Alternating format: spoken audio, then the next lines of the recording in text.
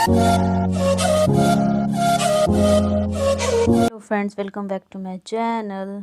पिछली वीडियो में हमने आप लोगों के साथ ये पिक शेयर की थी, तो चलिए शुरू करते हैं हम आज उसका कंप्लीट ट्यूटोरियल। बेसिकली आज हम आपको बताएंगे कि आप प्लेन ब्लाउज में हर तरीके से कैसे कटिंग कर सकते हैं। अगर आपका साइज़ 32 है, 36 है, 40 है, तो आप उसको कैसे कैसे करके कटिंग कर सकते हैं। यहाँ पे सिर्फ शोल्डर और चेस्ट की मेजरमेंट में डिफरेंस होता है, तो वही मैं आपको आज कंप्लीट तीनों साइज़ में बता दूंगी। यहाँ पे क्या करेंगे हम, जब हमारा 32 साइज़ का होगा तो हम 5x5 शोल्डर कटिंग करेंगे, और जब हमारा 36 साइज़ का होगा तो 5.5x5 कटिंग करेंगे, और अगर हमारा 40 होगा तो हम 6x6 कटिंग करेंगे। ठीक है, तो चलिए शुरू करते हैं। हम सबसे पहले 32 साइज़ के लिए हमने आपको बताया है कि हम 5x5 की कटिंग करेंगे। तो सबसे पहले हम शोल्डर के पास 5 इंच पे मार्क्स लगा लेंगे, उसके बाद हम आर्म होल के पास 5 इंच का मार्क्स लगा लेंगे। ठीक है,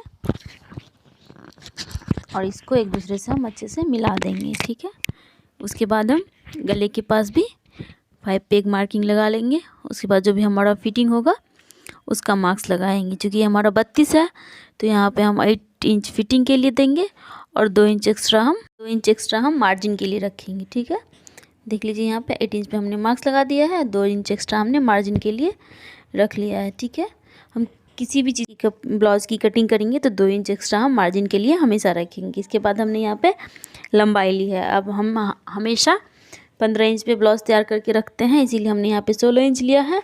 अगर आपको उससे छोटा ब्लाउज चाहिए, अगर आपको 14 इंच चाहिए तो आप 15 इंच की कटिंग करेंगे।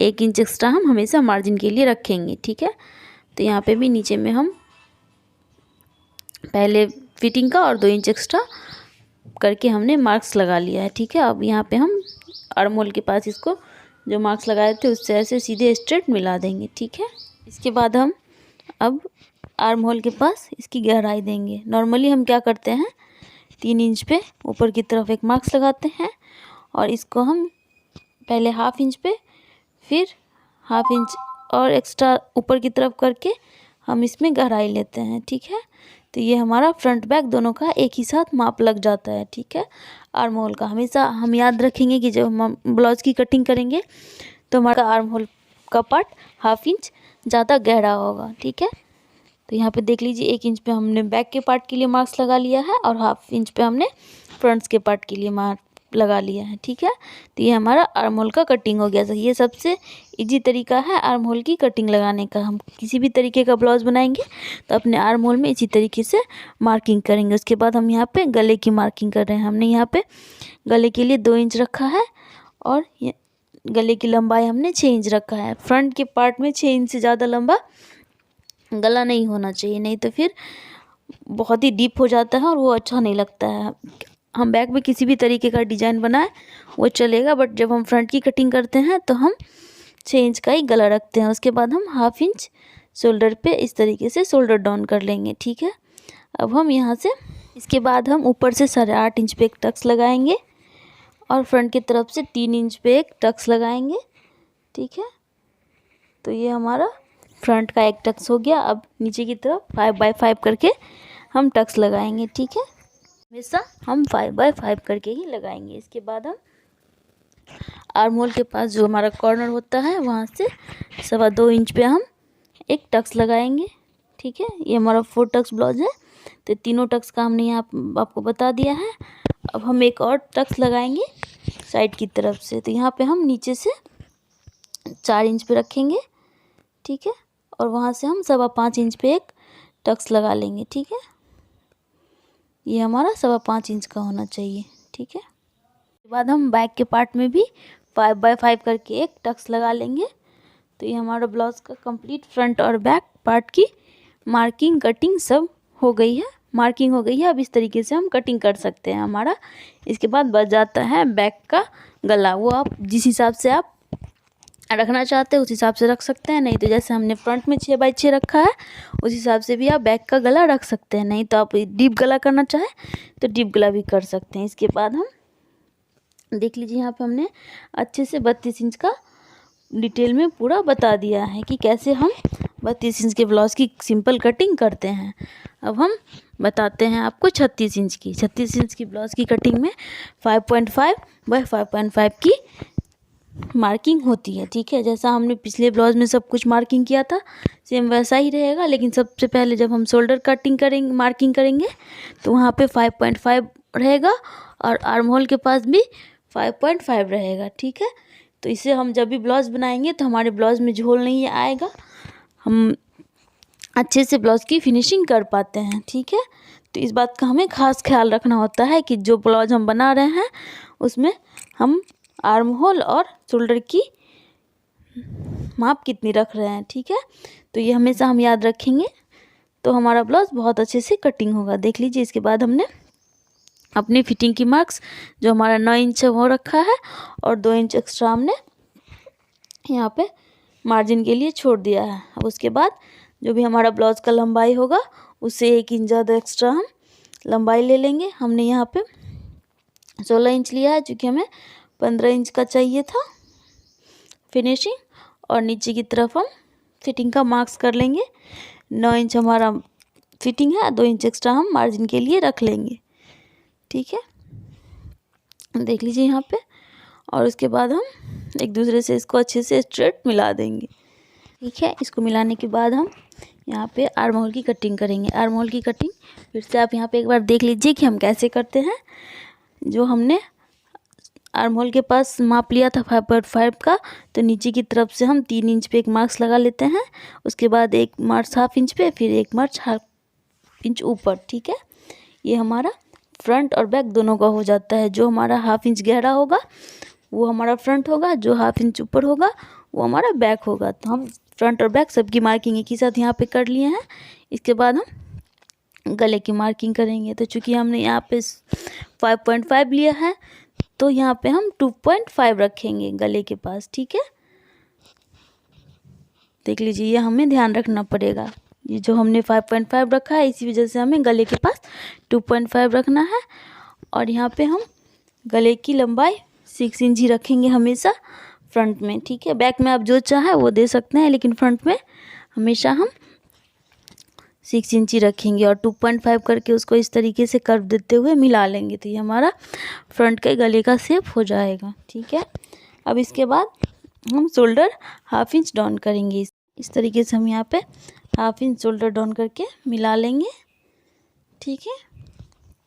उसके बाद हम यहाँ पे टक्स की मार्किंग लगाएंगे। टक्स की मार्किंग वैसे ही जैसे हम हर ब्लाउज में लगाते हैं, 8.5 पे एक मार्किंग करेंगे और 3 इंच का आगे की तरफ रखेंगे एक टक्स, ठीक है।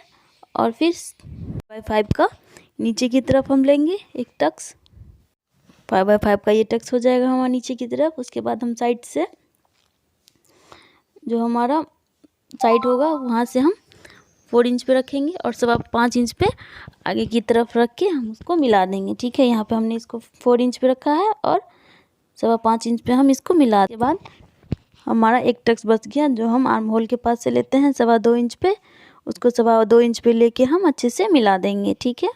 तो ये हमारा चारों टक्स यहाँ पे लग गया है। और बैक में भी हम 5/5 करके एक टक्स लगा लेंगे जैसे हमने 32 इंच वाले में लगाया था। तो ये हमारा पूरा कंप्लीट मार्किंग हो गया टक्स का और ब्लाउज का। और बैक के लिए आप जो चाहे गला दे सकते हैं, 7 इंच 8 इंच जो हमने यहाँ पे 6 इंच में जैसी कटिंग की है वैसी कटिंग आप जितना लंबा चाहे बैक में कर सकते हैं। अब यहाँ पे हम बता रहे हैं 40 इंच के ब्लाउज़ की, ठीक है।